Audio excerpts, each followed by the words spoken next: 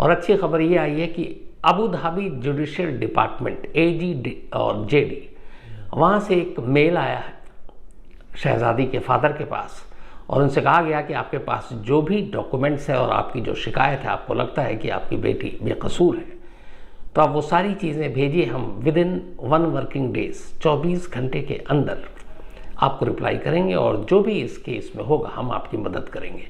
तो Abu Dhabi judicial department की तरफ से ये मेल आया है, बाकायदा उसमें मेल ID दिया गया है कि आप इस पर रिप्लाई करें। इतना ही नहीं, उस पर जुडिशियल डिपार्टमेंट का और जो नंबर है वो भी दिया गया है और कहा गया है कि आप इस नंबर पर भी कॉल कर सकते हैं और अपनी शिकायत दर्ज करा सकते हैं। तो एक उम्मीद जगी है, चाहे कहीं से भी जगी हो, लेकिन उम्मीद जगी कि शायद आज 7 तारीख है, 13 दिन के अंदर अंदर कुछ ऐसा हो जाए और अगर वाकई शहजादी बेकसूर है, बेगुनाह है, तो कम से कम उसे ये सज़ा नहीं मिलनी चाहिए। तो शहजादी के घर वालों ने वकील के थ्रू इस मेल के जवाब का ड्राफ्ट तैयार किया। उनके पास जो भी शिकायतें हैं, कैसी उनकी बेटी को यहाँ से मानव तस्करी के ज़रिए धोखे से भेजा गया, एक घर में बंधक गुलाम बनाकर रखा गया, और कैसे एक बच्चे की मौत के 51 दिन के बाद उस पर झूठे इल्ज़ाम लगाए गए, जबकि उस बच्चे की मौत को लेकर घर वालों ने पोस्टमार्टम तक नहीं कराया हॉस्पिटल से। तो सारे शक और सवाल थे, और वो वीडियो जिस पे कन्फेशन था, जिसमें सारे कपड़े उतार कर ब्लैकमेल कर वो वीडियो बनाया गया, ये सारे सबूत हैं। और शहजादी की कॉल डिटेल भी है, ऑडियो रिकॉर्डिंग है पेरेंट्स के पास, जो उसने सारी कहानी सुनाई है। तो हो सकता है वो ऑडियो भी जल्दी आप सुने, लेकिन वो ऑडियो भी एक सबूत है। तो अब अबू धाबी जुडिशियल डिपार्टमेंट के पास ये सारे सबूत आज ही पहुंच जाएंगे, और उम्मीद ये है कि कल तक शायद वहाँ से जवाब आ जाए। तो जो भी जवाब आएगा मैं इस पर अपडेट आपको लगातार देते रहूँगा, या तो कहानी के ज़रिए, नहीं तो फिर क्राइम तक पे जो स्टोरीज़ हैं तमाम। आसिम यहीं बैठे हुए हैं आज, तो इस पे नज़र रखे हुए हैं। तो पल पल की डिटेल इस खबर की आपको हम शहजादी की देते रहेंगे, क्योंकि बहुत सारे लोगों ने मेल किया था। बल्कि मैं सच बताऊं, बहुत इमोशनल हो गया। बहुत सारे लोगों ने मदद की मेल की थी। सिर्फ एक मेल के बारे में पढ़ता हूँ, भूमिका पांचाल, इन्होंने लिखा है कि कल कहानी में बताई थी कि वकील की फ़ीस बहुत ज़्यादा होती है, 10, 20, 30, 40 लाख रुपए। तो इन्होंने कहा कि शहजादी को बचाने के लिए अगर ढंग का वकील नहीं मिल रहा पैसे की वजह से, तो मैं वकील के लिए पैसे देने को तैयार हूँ, मदद करने को तैयार हूँ। तो देखिए हमारी क्राइम तक फैमिली में कैसे कैसे लोग हैं इतने प्यारे, कि भूमिका पांचाल जी ने ये कहा है कि वो शहजादी की लीगल एड, लीगल फीस का पूरा खर्चा उठाने को तैयार और मदद करना चाहती हैं। थैंक यू सो मच भूमिका, लेकिन मुझे लगता है इसकी ज़रूरत नहीं पड़ेगी, और शायद अब डिप्लोमेट चैनल के ज़रिए ही ये सारा काम हो जाए और शहजादी वापस भारत लौट आए। तो ये वो अच्छी खबर थी, अपडेट। अब आते हैं आज की कहानी के ऊपर।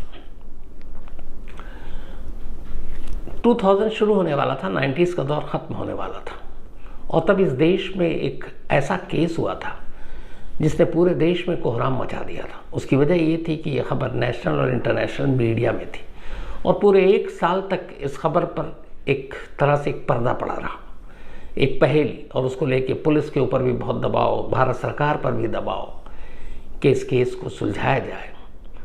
और जब केस सुलझता है तो फिर जो चीज़ें सामने आती हैं वो शायद उससे पहले नहीं आई। उसके बाद तो बहुत सारी बार ऐसी चीज़ें हुई, बट उससे पहले नहीं हुई थी। ये कहानी 97 की है, यानी कि 27 साल पुरानी। 1997 में न्यूजीलैंड के ऑकलैंड में रहने वाली 25 साल की डायना क्लेयर रॉटले हिंदुस्तान घूमने आती है। डायना अपनी पढ़ाई कर रही थी लंदन में रहकर। फादर उसके वहीं थे, न्यूजीलैंड में, ऑकलैंड में रहा करते थे, और वो एक इंजीनियर थे, सरकारी इंजीनियर। तो सबसे छोटी बेटी उनकी डायना थी, लंदन में पढ़ रही थी। पढ़ाई के बाद छुट्टियों का मौसम आया तो उसने अपने फादर से कहा कि मैं एक बार इंडिया घूमना चाहती हूँ। उसे घूमने का शौक़ था, अलग अलग कल्चर, अलग अलग चीज़ें। फादर ने कहा ठीक है जाओ। वो चूँकि पढ़ाई के साथ अपने पैसे भी कमा रही थी पार्ट टाइम, तो पैसा कोई इशू नहीं था। अगस्त 1997, फर्स्ट वीक ऑफ अगस्त में डायना लंदन से न्यू दिल्ली पहुँचती है। दिल्ली आने के बाद वो एक दिन दिल्ली में रहती है, फिर दिल्ली से आगरा जाती है, ताजमहल देखती है। ताजमहल घूमने के बाद अब उसका अगला जो पड़ाव था वो आगरा से था वाराणसी। वो वाराणसी के घाट, वहाँ के कल्चर, उन सारी चीज़ों को देखना चाहती थी। 7 अगस्त 1997 को अब डायना वाराणसी पहुँचती है।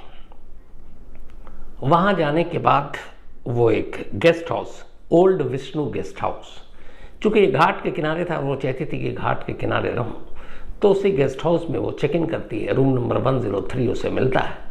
डायना का रूटीन ये था कि वो हर शाम सोने से पहले रात को न्यूजीलैंड अपने पेरेंट्स को फ़ोन किया करती थी।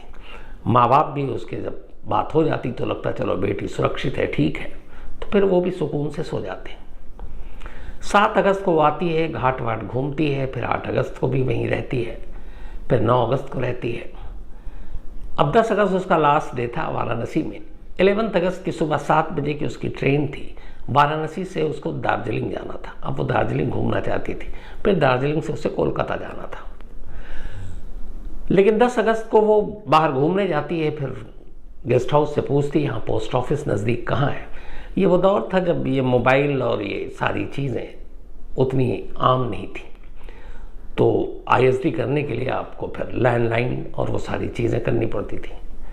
तो उसने अपने पेरेंट्स को एक लेटर लिखा था। अब तक की 10 दिनों या 8 दिनों का जो उसका भारत दौरा था, उसकी तमाम यादें थी कि मैं यहाँ गई, मैंने ये देखा, मैं इसके साथ गई। तो उसे ये शौक़ था, वो अपनी सारी रूटीन बताया करती थी अपने पेरेंट्स को। माँ बाप और बच्चों के बीच में बड़ा अच्छा रिश्ता था। तो उसने एक अपनी पूरी अब तक की जर्नी की कहानी एक लेटर की शक्ल में लिखी और वहीं वाराणसी में पोस्ट कर दिया। पोस्ट करने के बाद अब 10 अगस्त को आखिरी बार वो अपने घर बात करती है।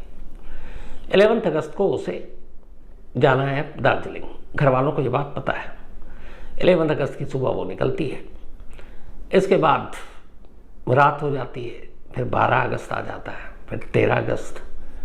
डायना का फ़ोन घर वालों को नहीं आता। और अब तक इंडिया में जब से वो आई थी, मतलब हर रात ये ज़रूरी था कि वो अपने घर फ़ोन करती न्यूजीलैंड में और अपनी खैरियत बताती। लेकिन इधर 2 दिन लगातार हो गए वाराणसी से निकले हुए दार्जिलिंग जाने के लिए और उसका कोई कॉल नहीं। माँ बाप परेशान। अब फादर क्या करें, वहाँ से इतनी दूर बैठे हुए हैं, करीब इतने हज़ारों किलोमीटर दूर। बट उन्हें ये पता था कि वो बनारस में कहाँ रुकी है, क्योंकि हर छोटी छोटी चीज़ बताती थी। और वो चूँकि कॉल भी करते थे उसी नंबर से, और वो नंबर भी उसने दे रखा था कि मैं इस गेस्ट हाउस में हूँ। तो उन्होंने गेस्ट हाउस को फ़ोन किया और जो ये ओल्ड विष्णु गेस्ट हाउस है उन्होंने पूछा कि मेरी बेटी डायना यहाँ रुकी थी। उन्होंने कहा जी 7 से 10 तक थी, 11 को उसने चेकआउट कर लिया। और उन्हें पता था 11 को उसको सुबह निकलना था। लेकिन फिर गेस्ट हाउस ने कहा हमें इसके बारे में तो और कुछ पता नहीं। अब गेस्ट हाउस वाले भी परेशान कि न्यूजीलैंड से फ़ोन आ रहा है, इधर ये भी पता नहीं। अब फादर एम्बेसी को कांटेक्ट करते हैं। तो 4-5 दिन निकल गया। एम्बेसी को बताते हैं ऐसी ऐसी बात है। अब न्यूजीलैंड एम्बेसी भारत सरकार को कांटेक्ट करती है। इसके बाद बनारस के आला पुलिस अफसरों तक खबर जाती है। कहा भैया तलाशो, लेकिन कोई सुराग नहीं मिल रहा है। धीरे धीरे वक्त बीत रहा है, डायना का कोई सुराग नहीं। अब फादर जो है डायना के, वो सीधे इंडिया आते हैं अपनी बेटी को ढूंढने, क्योंकि अब तक काफ़ी दिन बीत गया और दिन बीतने के बाद भी उन्हें कुछ पता नहीं कि उनकी बेटी है कहाँ। तो फादर का नाम था एलन जैक। एलन जैक अब दिल्ली आते हैं और दिल्ली से बनारस जाते हैं। एम्बेसी को सारी जानकारी दे दी। वहाँ जाने के बाद जब वो आए थे तब उनके साथ पहुँचे तो घर में न्यूजीलैंड में कुछ और लोग थे जो फैमिली के बाकी मेंबर, वो अकेले आए थे।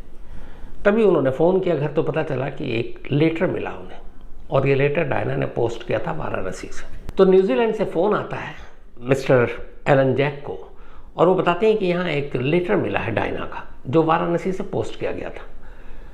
उस लेटर में उसने तमाम जिक्र किया था अब तक के अपने दौरे का और साथ में एक बड़ी छोटी लेकिन इंपॉर्टेंट चीज़ लिखी थी।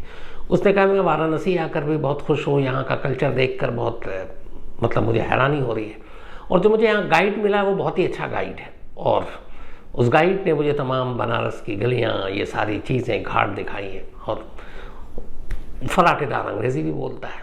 और उस लेटर में उसने उस गाइड का नाम भी लिखा। गाइड का नाम था धर्मदेव यादव। अब जैसे ये बात पता चली तो फादर गेस्ट हाउस जाते हैं और पूछते हैं कि आपके यहाँ कोई, मतलब आप किसी धर्मदेव यादव को जानते हो? तो पता चलता है कि उसी गेस्ट हाउस में जहाँ ओल्ड विष्णु गेस्ट हाउस में डायना रुकी थी, ये गाइड उसी गेस्ट हाउस से ही जुड़ा हुआ था। वो बताते हैं हाँ, धर्मदेव यादव हमारे यहाँ जो भी फॉरेनर आते हैं और हमारा सबसे फेवरेट गाइड है। पूछा गया ऐसा क्यों?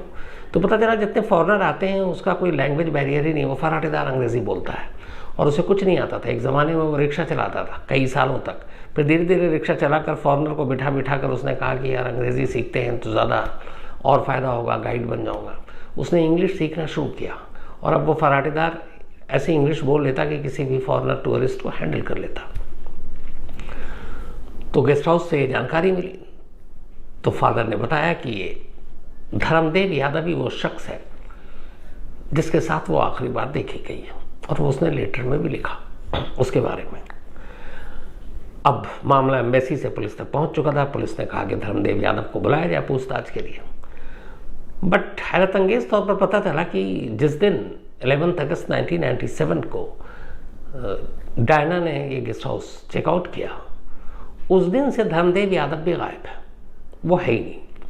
अब ये बात पुलिस को बड़ी अजीब लगी कि सेम डे गायब। फिर ये भी लगा कि कहीं ऐसा तो नहीं है कि गाइड उसको ज़्यादा इतना पसंद आ गया कि उसने कहा चलो तुम मुझे और भी जगह पे गाइड करो, तो दार्जिलिंग भी अपने साथ ले गए हो। फिर ये था उसको नेपाल भी जाना था। अब पुलिस की एक टीम नेपाल की तरफ भी रवाना हो रही है, उधर दार्जिलिंग में भी देखा जा रहा है। फादर खुद दार्जिलिंग पहुंच गए, फिर नेपाल के चले गए, कोई सुराग नहीं मिला। अब यहाँ हैरानी इस बात की थी कि अगर वो गाइड के साथ गई भी है तो अपने फादर को अचानक या घर वालों को फ़ोन करना या लेटर लिखना बंद क्यों कर दिया, जबकि उसने कभी ऐसा किया नहीं। तो ये सारी वो चीज़ें थी जो डरा रही थी कि कहीं कुछ उल्टा सीधा ना हो गया हो। अब धर्मदेव यादव की तलाश की जा रही है, लेकिन उसको ये भी पता नहीं गेस्ट हाउस वालों को कि इसका घर कहाँ है। वो आया और वैसे बहुत सारे लोग जैसे बनारस में रहते हैं वो रहने लगा, तो किसी ने पूछा भी नहीं, नौकरी पर रख लिया था। अब पुलिस के सामने दिक्कत, धर्मदेव यादव की तलाश जारी। धीरे धीरे करके 97 से 98 आ गया। 11 अगस्त को आखिरी बार देखी गई थी चेकआउट करते वक्त डायना, 11 अगस्त 1997, और अब अगस्त 1998 आ गया। पूरा 1 साल बीत गया।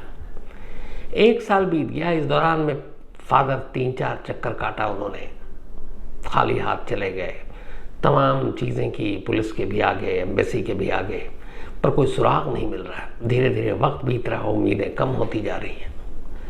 1 साल के बाद अचानक 18 अगस्त 1998 को वाराणसी पुलिस को उसी गेस्ट हाउस का जो थाना था उसके इंचार्ज को एक मुखबिर से खबर मिलती है कि सर जिस धर्मदेव यादव को हम लोग ढूंढ रहे हैं वो रेलवे स्टेशन पर नजर आया बनारस के।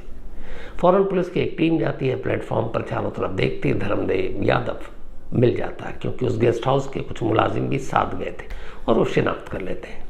पुलिस फौरन उसे दबोचती है, पकड़ कर लाती है, तो वो इधर उधर के बहाने करता है लेकिन कुछ बताता नहीं है। अब पुलिस के सामने लेकिन ये था कि 1 साल से ये बंदा गायब है और भाग रहा है, कुछ तो गड़बड़ है। फिर उसके रहन सहन भी पुलिस ने देखे, ठीक ठाक कपड़े पहने हुआ है। पुलिस ने अब उससे सख्ती की। जब सख्ती की तो फिर वो टूट गया। फिर उसने एक कहानी सुनाई। अब पुलिस की टीम उसकी कहानी सुनने के बाद उससे कहती है कि चलो अपने साथ ले चलो। वो कहता है कि डायना का सच जानने के लिए अब आपको मेरे घर चलना पड़ेगा। और वो घर उस पुलिस स्टेशन से या उस गेस्ट हाउस से जहाँ डायना रुकी थी करीब 9 किलोमीटर की दूरी पर था। बनारस के करीब इस गांव का नाम है वृंदावन। एक वृंदावन मथुरा में भी है, लेकिन ये बनारस के पास का है। पुलिस की टीम गांव पहुंचती है। धर्मदेव यादव का एक शानदार मकान 7 कमरे का। पुलिस देखकर हैरान कि एक गाइड उससे पहले रिक्शा चलाता है, ये कैसे? तो पता चला कि एक पहली टूरिस्ट थी कोई, वो उसको बताता था कि ये मेरी गर्लफ्रेंड है। उसने जाते आते खुश होकर उसे इनाम दिया था $8,000। ये उसकी कहानी थी और उसी पैसे से उसने ये सारा घर बनाया 7 कमरों का। बीवी थी, एक बेटा था। पहली बीवी की रहस्यमयी मौत हो चुकी थी, वो कैसे हुई किसी को नहीं पता। उसने दूसरी शादी की, दूसरी शादी से एक बेटा था, छोटा सा, करीब 3 साल का। पुलिस की टीम वृंदावन उसके गांव पहुंचती है, गांव जाता है। अब वो अपने घर का ताला बंद था, 7 कमरों वाला, चाबी निकालता है, दरवाज़ा खोलता है। अब अंदर 7 कमरे, एक एक कमरे से वो गुजरता है, फिर एक कमरे के बाहर रुकता है और पुलिस वालों से कहता है कि चलो इस कमरे के अंदर चलते हैं। अब वो पुलिस वालों को लेकर अंदर जाता है। कमरे में एक बेड था, पूरा ज़मीन पर प्लास्टर था, दीवारें, छत सब कुछ सलीके से थी। वो बेड की तरफ देखता है और कुछ पुलिस वालों से कहता है कि इस बेड को हटा दीजिए। पुलिस वाले कहते हैं पहले तो तू भी हटा। तो उसके बाद वो मिलकर सब हटाया जाता है, बेड को कमरे से बाहर निकाला जाता है। अब वो कहता है कि जहाँ पे ये बेड है उसके ठीक नीचे खुदाई शुरू कीजिए। अब जब ये सब कुछ हो रहा है तब तक बीवी आ चुकी है, क्योंकि एक दिन पहले पुलिस ने पकड़ा, खबर पहुँच चुकी है कि पति गिरफ्तार है। वो अपने बच्चे को लेकर उसी घर में आई। अब भीड़ को देखकर वो घबराई हुई है, वो कमरे में दाखिल होती है।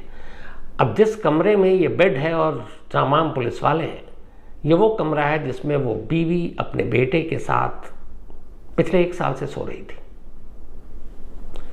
अभी तक बीवी को कुछ समझ में नहीं आ रहा। वो पूछ रही है आप ये क्यों मेरे बेडरूम से बेड हटा रहे हो और ये फावड़ा चला रहे हो, आप ये ज़मीन क्यों खोद रहे हो, कमरा क्यों बर्बाद कर रहे हो। कोई उसे कुछ नहीं बताता। धीरे धीरे खुदाई शुरू होती है। खुदाई जब शुरू होती है, गहरा होता जाता है। तमाम पुलिस वाले, बीवी, बच्चे सब वहीं पर हैं। उसके अचानक अंदर से एक कंकाल दिखाई देता है।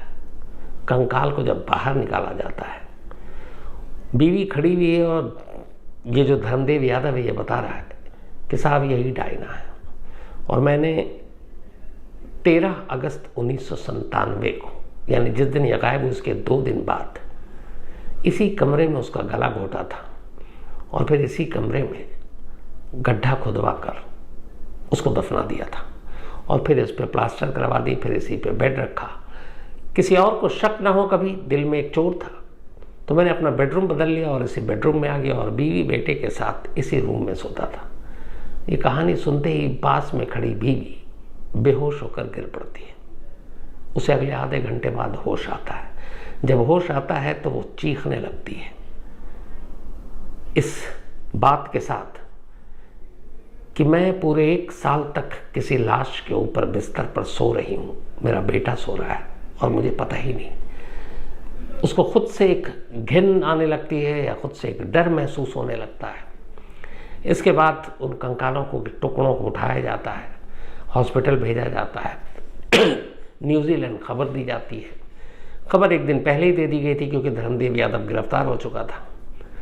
मिस्टर एलन जैक रोटले फिर से न्यूजीलैंड से बनारस पहुंचते हैं। आने के बाद वो उससे मिलते भी हैं, पूछते हैं तुमने मेरी बेटी को क्यों मारा। फिर वो पूरी कहानी सुनाता है। कहता है 3 दिन तक बनारस में मैंने खूब डायना को घुमाया, यहाँ तक कि हमारी इतनी दोस्ती हो गई कि डायना अगर कहीं डिनर करती, लंच करती, क्योंकि दिन में घूम रहे होते, तो मुझे अपने सामने के टेबल पर बिठाकर खुद भी खाती और मुझे भी खिलाती। कभी ये भेदभाव नहीं करती कि मैं एक गाइड हूँ या उससे छोटा हूँ, गरीब हूँ। उसने उसे वो दर्जा दिया और वो उसको बहुत अच्छे से घुमा रहा था। 11 अगस्त की सुबह उसे दार्जिलिंग जाना था 7 बजे। ये बात धर्मदेव यादव को ही पता था। धर्मदेव यादव को ये भी पता चल गया था इन 3-4 दिनों में कि डायना के पास करीब 6-7 हज़ार डॉलर है और ठीक ठाक पैसे। इन 3-4 दिनों में उसे ये भी पता चल गया था कि उसे भी इंडिया रहना, और उसने कहा था कि मुझे रियल इंडिया देखना है। आपने कई फिल्मों में देखा हुआ, रियल इंडिया मीन्स गरीबी, गरीब लोग, गरीब बस्तियाँ, झुग्गी, स्लम। बहुत सारे विदेशियों को देखने का बड़ा शौक होता है। तो डायना ने भी कहा था कि मुझे रियल इंडिया देखना है और रियल इंडिया में रियल इंडिया के कल्चर के साथ साथ गांव, गरीबी, भूखमरी ये भी देखना है। तभी इसको आइडिया आया और उसने कहा कि तुमको रियल इंडिया देखना है तो मेरे साथ मेरे गांव चलो। तो उसने कहा लेकिन मुझे तो दार्जिलिंग जानी है। तो कहते तुम दार्जिलिंग से जाकर फिर आओगी, खर्चा ज़्यादा होगा, ये टिकट मैं तुम्हारी दोबारा करा दूंगा, मेरे पास तो एजेंट के नंबर भी हैं, पैसे कुछ तुम्हारे जाएंगे नहीं, ये कैंसिल हो जाएगा, 1-2 दिन के बाद का डेट करा देते हैं। डायना मान गई और यही उसने अपनी ज़िंदगी की सबसे बड़ी गलती की।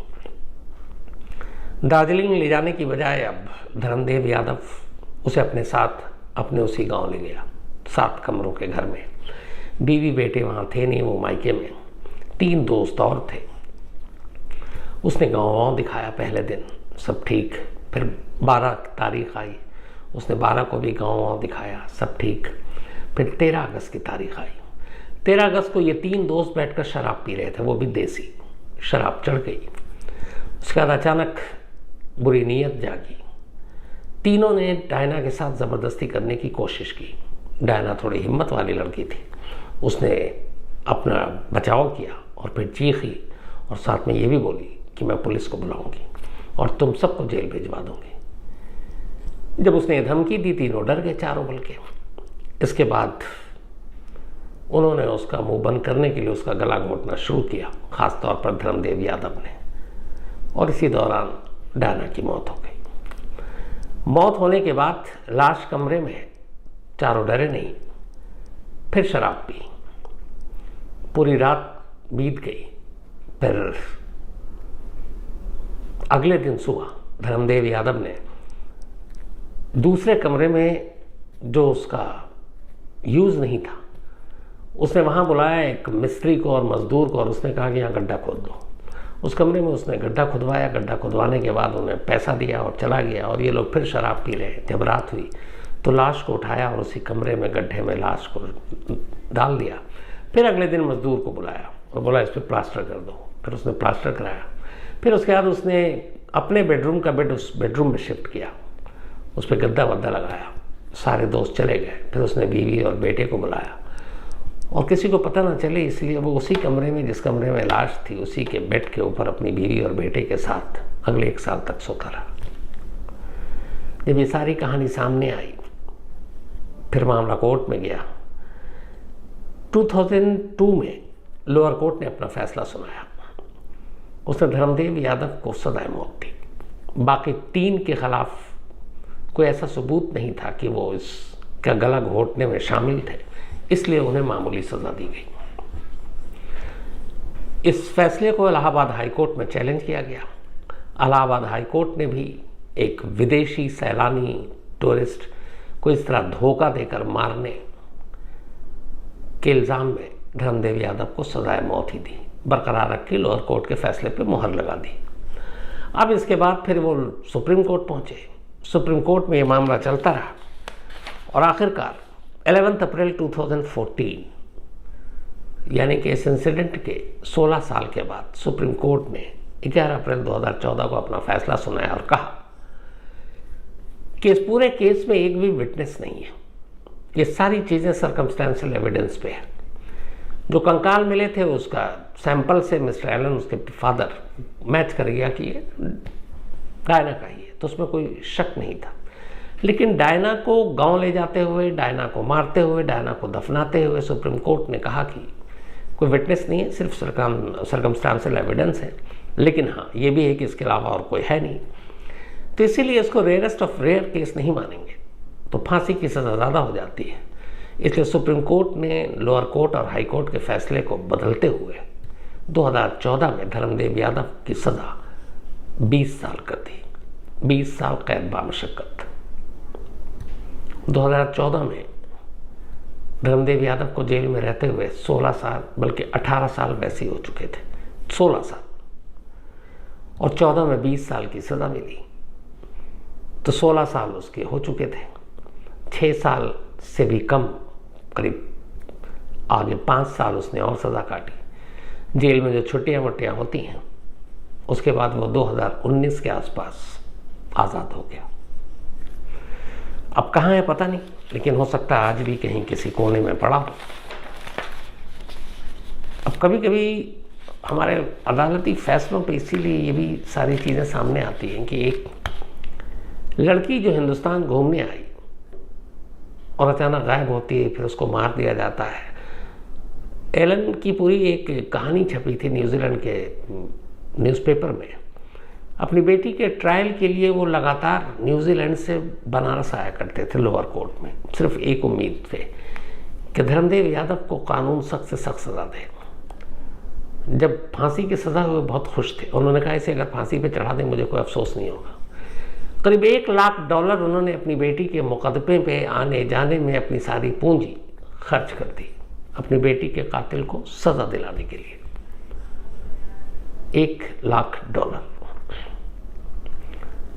आज के दौर में करीब 80-85 लाख रुपए हो गए इंडियन में।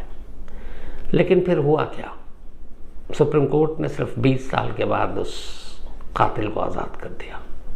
और आज वहीं हमारी इसी आबादी के बीच में कहीं किसी और नाम से या किस शक्ल सूरत तो बदल गई होगी, जिंदा होगा तो घूम रहा होगा। तो ये थी आज की कहानी।